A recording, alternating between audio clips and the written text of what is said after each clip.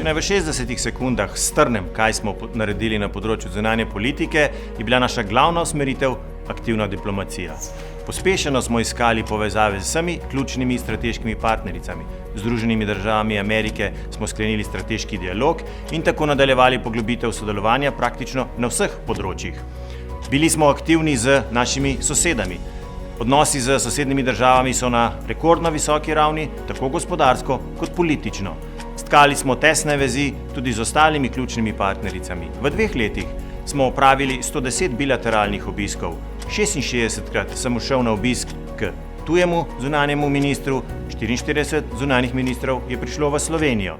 Hkrati s tem smo se odločili posodobiti strateški dokument skupne naše zunanje politike, da smo vključili noter vse nove strateške elemente in geopolitične rešitve. In seveda, uspešno smo zaključili predsedovanje Svetu Evropske unije.